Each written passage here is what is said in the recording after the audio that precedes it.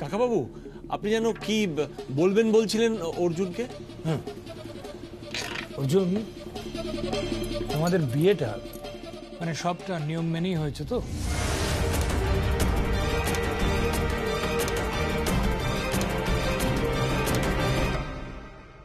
হ্যাঁ ছোট দাদু, কেন? এ কি অর্জুন, কাকা একটা কথা জিজ্ঞেস করছে, তুই উত্তর দিচ্ছিস হ্যাঁ? তোর বিয়েটা তো হয়নি, তুই তো বিয়েটা করেছিস, বল।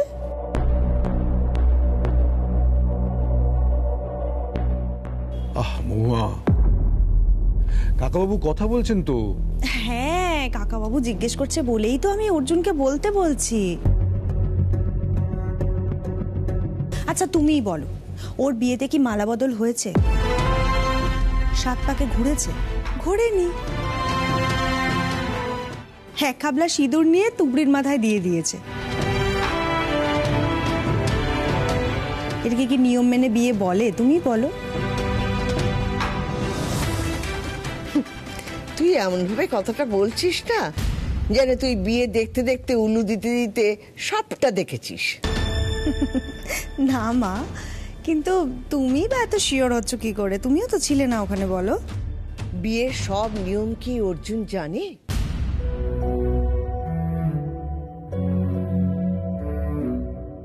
তাইও হ্যাঁ বলেছে। আসল কথা হচ্ছে ভগবানের ইচ্ছে। ভগবানের ইচ্ছে ছাড়া কিছুতেই বিয়ে হতে পারে না। তাই এই বিয়েটা ভগবানই ঠিক করে দিয়েছে।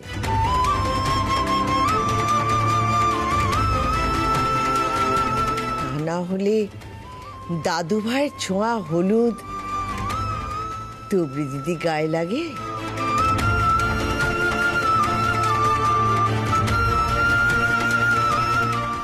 এটা জানি না তো। কেউ জানে না, জানি শুধু আমি। দাদু ভাইয়ের হাতে হলুদ দেখে আমি ওকে জিজ্ঞেস করেছিলাম।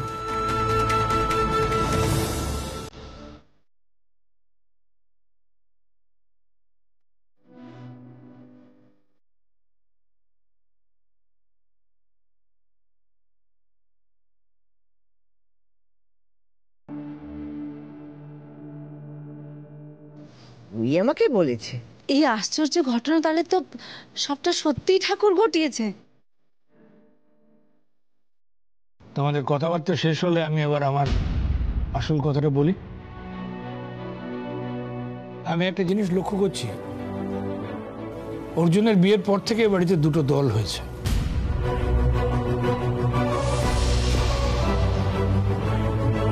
একদল যারা বিয়েটাকে মানছে, আর একদল উপায় নেই বলে মেনে নেওয়ার অভিনয় করছে।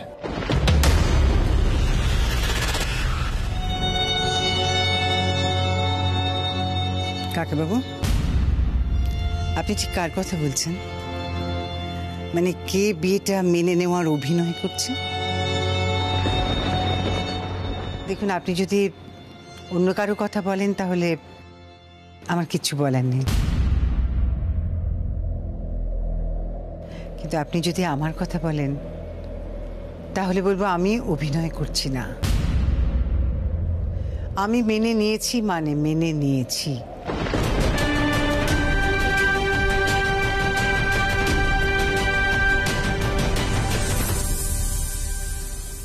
তবে হ্যাঁ, এ কথাও ঠিক যে আমি তুবড়িকে এবারে যোগ্য বলে মনে করি না।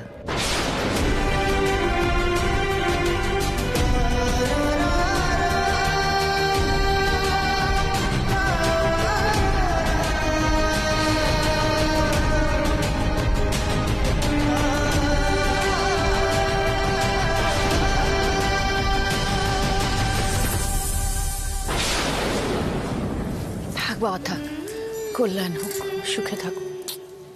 বলছি, আপনি তাহলে অনুমতি দিন আমি তোড়াকে নিয়ে এগোই। হ্যাঁ বাবা, আমি তো ভাবতেই পারছি না যে আমার 2 মেয়ে এত তাড়াতাড়ি বিদায় নেবে। কেমন স্বপ্নের মতো মনে হচ্ছে।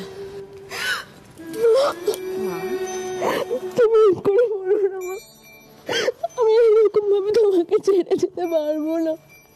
যেতে তো হবেই মা, তোর শ্বশুর বাড়ি তো এখন থেকে তোর নিজের বাড়ি, ও কথা বলে। ওঠ।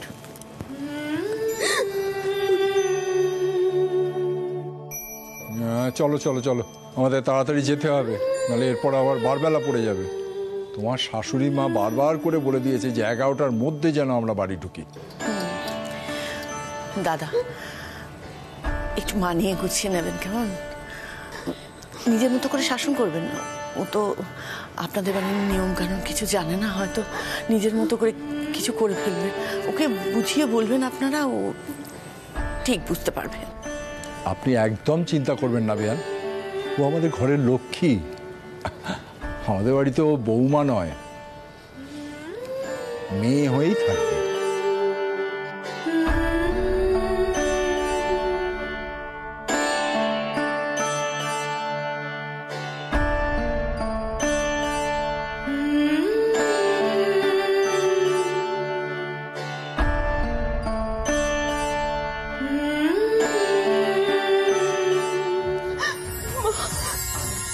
তোমার সমস্ত ঋণ শোধ করবো।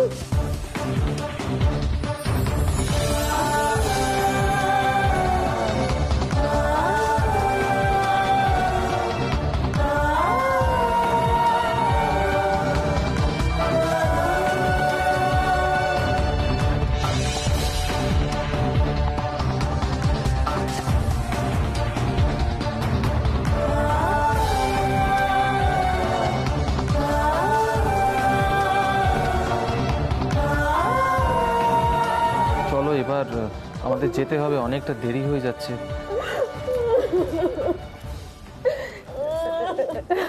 চলো এসো।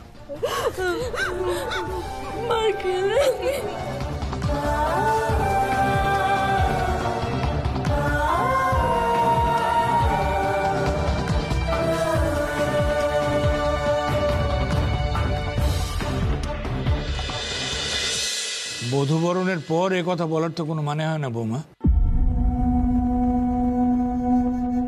তুমি যদি তোমার ছেলের বউকে মেনে নিতে না পারো, অযোগ্য ভাবো, তাহলে তো সেটাই পরিবারকেই অপমান করা হলো। কারণ এখন ও এই বাড়ির, এই পরিবারের একজন। মানলে মন থেকে মানো।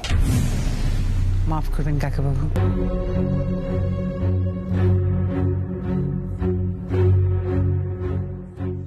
দেখুন, আমার ছেলে ভালোবেসে বিয়ে করেছে, তো না মেনে তো উপায় নেই, ফেলে তো দিতে পারবো না। তবে হ্যাঁ, একটা কথা বলে দিচ্ছি, তুবড়ি যদি কোনোদিন নিজেকে যোগ্য করে তুলতে পারে, তাহলে আমি অবশ্যই মেনে নেব মন থেকে।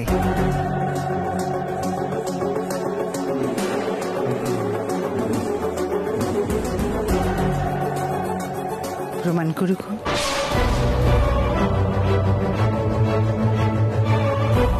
প্রমাণ করবে,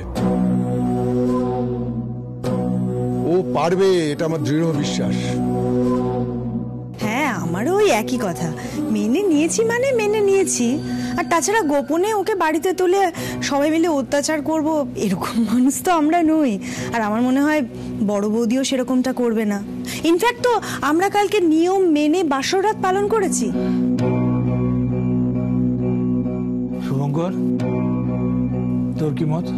তোমরা সবাই মিলে যেটা ঠিক করবে সেটাই হবে। বেশ, তাহলে আগে আমি আমার কথাটা বলি, তারপর বাকি সবাই বলবে। আমার মত হলো, বিয়েটা যখন নিয়ম মেনেই হয়েছে, তখন বাকি সবটাও নিয়ম মেনেই হওয়া উচিত।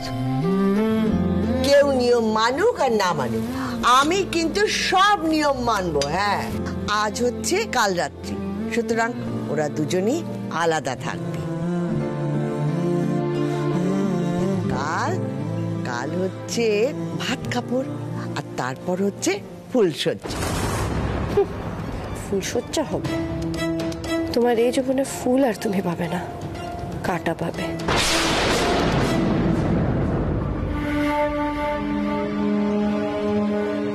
আরে নিশা, তুই অত দূরে দাঁড়িয়ে আছিস কেন? না, আমি ঠিক আছি, ঠিক আছে। আমি বলছিলাম, সবই যখন হবে তাহলে তো লোকজনকে নিমন্ত্রণ করা দরকার। কি অঞ্জলি, তাহলে সবাইকে ফোন করি? আমার মনে হয় সেটা দরকার নেই, জানো।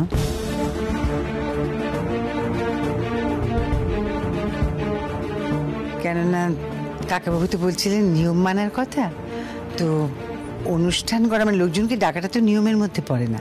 কিন্তু অনুষ্ঠানের মধ্যে তো পড়ে। আমি বলেছি সমস্ত আচার অনুষ্ঠান মানা হবে।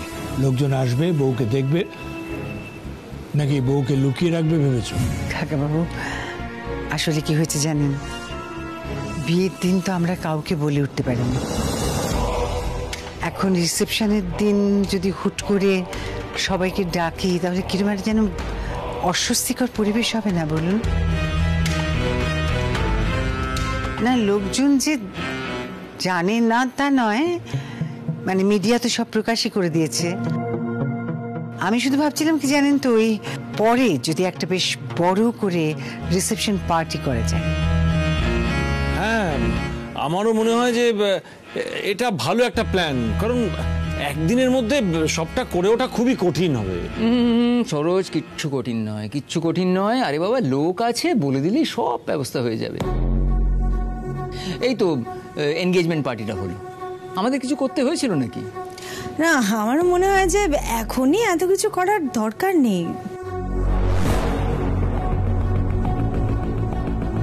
হ্যাঁ, একদিক থেকে কিন্তু ভালোই হলো। ওই যে আন্টি বললো না আগে তুবড়ি নিজেকে যোগ্য করে উঠুক, আর ততদিনে তুবড়ি এই বাড়ির আদব কায়দা একটু একটু করে শিখে না হয় যোগ্য হয়ে উঠবে।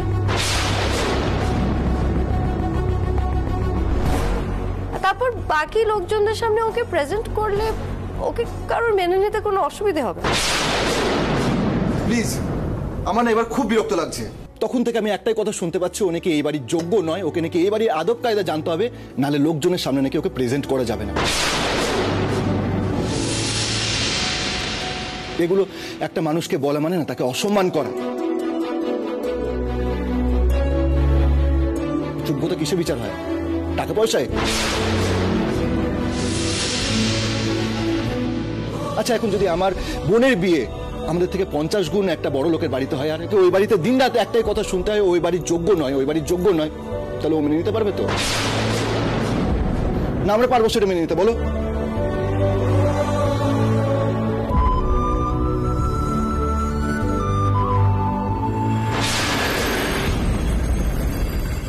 দেখেছো, এই জন্য আমি কিছু বলতে চাই না। আমি কিছু বললেই অর্জুন আমাকে ভুল বোঝে। আমি কি বলতে চাইছিলাম? আমি তো শুধু এটাই বললাম না যে তুবড়ি কে গড়ে পিঠে এই বাড়ির যোগ্য বউ করে নেওয়ার কথা,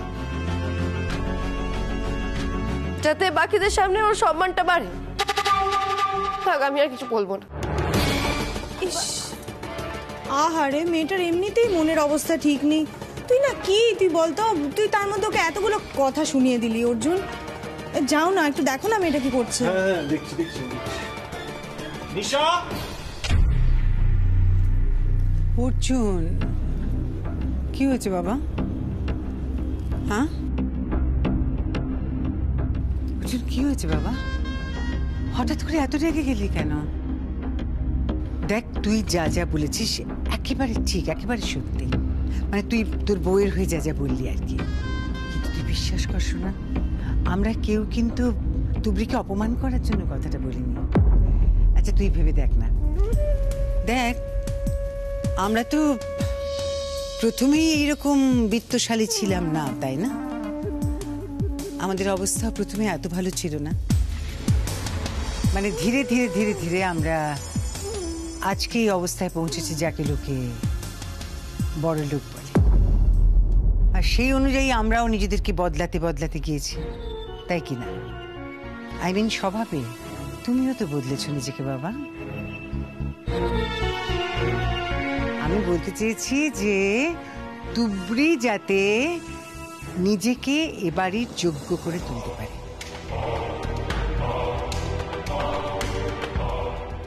কি তুবড়ি পারবে না?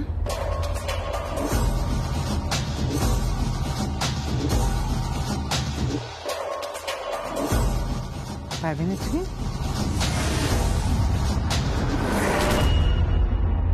ছোটবেলা থেকে অনেক যন্ত্রণা সহ্য করেছি আমি, যত কষ্ট দেবেন আপনি দিন, কোনো লাভ হবে না।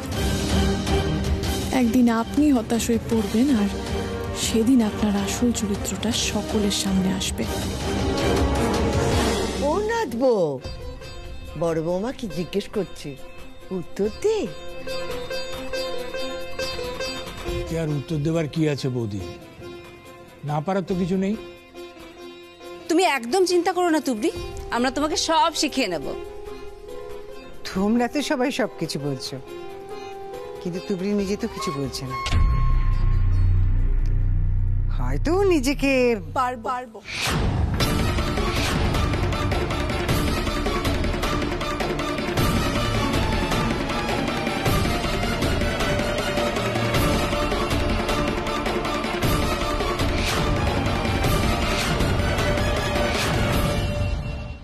আমি নিজেকে বদলে ফেলতে পারবো। গুড, পারতে তো হবে। বাইরে থেকে পারবো, তবে ভেতর থেকে আমি নিজেকে বদলে ফেলতে পারবো না। বড় লোকের আদব কায়দা তো বাইরের জিনিসই রে মা, লোক দেখানো। ভেতরটাকে বদলে ফেলা মানে তো নিজের মনকে বদলানো। সত্যি নাথবো, তুই তোর মনটাকে বদলাস না। হ্যাঁ ঠিক বলেছে মা। আচ্ছা কি হচ্ছে সুধা তখন থেকে? কি রে, সকলের পাতে শুধু লুচি আর তরকারি, মিষ্টি ফিষ্টি কিচ্ছু এখনো দেওয়া হয়নি। তুবড়ি একটা কাজ করলে কেমন হয়, আজকে তো প্রথম দিন, দাও না তুমি সবাইকে মিষ্টিটা বেড়ে দাও, কেমন? পারবে তো? হ্যাঁ পারবো। এই তো লক্ষ্মী মেয়ে। না না না না না, ওর এখনো বউ ভাত হয়নি, ও এখন থেকে কি সেই সব করবে? আমি করে দিচ্ছি। না আমি পারবো, আসলে আমি তো জানি না কে মিষ্টি খান আর কে খান না, আমাকে একটু বলে দিলেই আমি পারবো। আচ্ছা ঠিক আছে, আমি তোমাকে বলে দিচ্ছি কে মিষ্টি ভালোবাসে আর কে বাসে না। উনি মিষ্টি ভালোবাসেন না। সুধা, দীপু মিষ্টি ভালোবাসে। এই তুমি এসো তো, চলো রান্নাঘরে মিষ্টিটা সবাইকে দিয়ে দাও।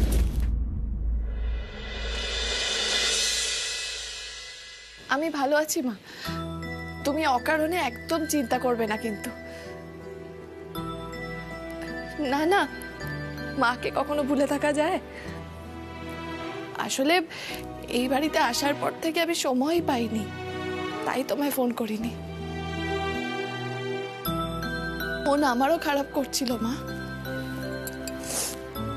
আসলে তোমাকে ছেড়ে কখনো থাকিনি তো। ছোটটাকে বলো ওর দিদি খুব ভালো আছে। তোমাদের সাথে খুব তাড়াতাড়ি দেখা হচ্ছে মা। হ্যাঁ ভালো থেকো, রাখছি।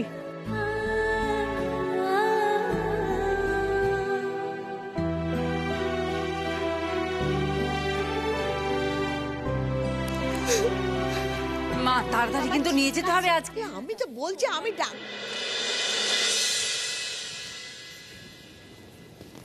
নাথবো। মা তুই কাঁদছিস কেন? কইটা মা, না তো। তোবড়ি, তুমি কি কারোর সাথে ফোনে কথা বলছিলে? নিশ্চয়ই অর্জুন আবার তোমার সঙ্গে নিশ্চয়ই কোনো ঝামেলা পাকিয়েছে, তাই না? না না, আমি তো ফোনে মার সাথে কথা বলছিলাম। মা, বিয়ের পর সব মেয়েদেরই না মায়ের জন্য মনটা কাঁদে। তা বেশ নাথবো, তুই ফোনে কান্নাকাটি করছিলিস? ওদিকে তো তোর মা দুশ্চিন্তা করবে। কেন বলতো দিদি, এখন তো এ বাড়িতে সব ঠিকঠাক হয়ে গেছে। না না ঠাম্মা, মা আমার কান্না শুনতে পাইনি। আমি কাঁদার আগেই ফোনটা কেটে দিয়েছিলাম। কিন্তু কান্না কেন তুবড়ি? আমি মানছি মায়ের সাথে দেখা না হলে মেয়েদের একটু মন খারাপ করে, কিন্তু তুমি তো ফোনে কথা বলছিলে, তখন তো আনন্দ পাওয়ার কথা। আচ্ছা তুবড়ি, তুমি কোনো কষ্টের কথা মাকে বলনি তো? আমি যে কিসে কষ্ট পাচ্ছি, কে আমাকে গোপনে কষ্ট দিচ্ছে, আমি সে কথা কাউকে বলতে পারবো না। তাহলে অর্জুন আমাকে ক্ষমা করবে না, ভুল বুঝবে। তুবড়ি, তুবড়ি সত্যি করে বলো তো, এমন কিছু ঘটেনি তো যেটাতে হয়তো তুমি কষ্ট পাচ্ছ কিন্তু আমাদের বলতে পারছো না? না না দিদি, আমি কষ্ট পাইনি, আমি সত্যি ভালো আছি।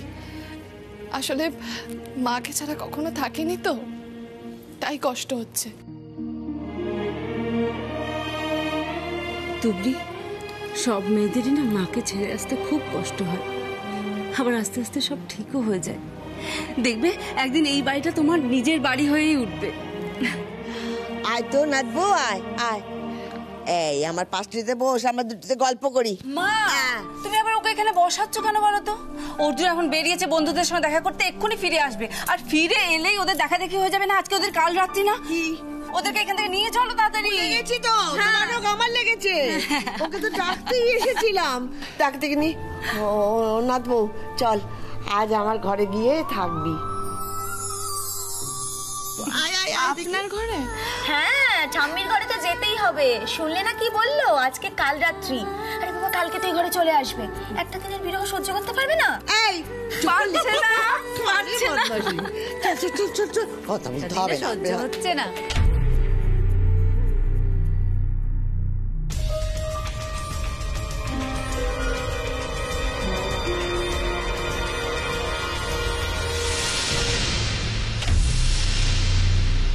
বড় বৌমা, নাচবউকে আমার ঘরে নিয়ে যাচ্ছি। কেন মা? আমি যেদিন এই বাড়িতে বউ হয়ে এসেছিলাম সেদিন আমি আপনার ঘরে ছিলাম। আজ আমি ওর শাশুড়ি, আমার ঘরে তো জায়গা আছে মা। আজ তুবড়ি আমার ঘরে ঘুমাবে। কি তুবড়ি, আপত্তি নেই তো? আমাকে নিজের কাছে রাখার পেছনে নিশ্চয়ই কোনো উদ্দেশ্য আছে। কি উদ্দেশ্য থাকতে পারে? ওমা, এ তো খুব ভালো কথা। শাশুড়ি আর বউতে মিলে গল্প করতে পারবে। না ঠাকুমা, মোটেই ভালো কথা না। গল্প তো উনি আমার সঙ্গে করবেনই না, নিশ্চয়ই অন্য কোনো উদ্দেশ্য আছে।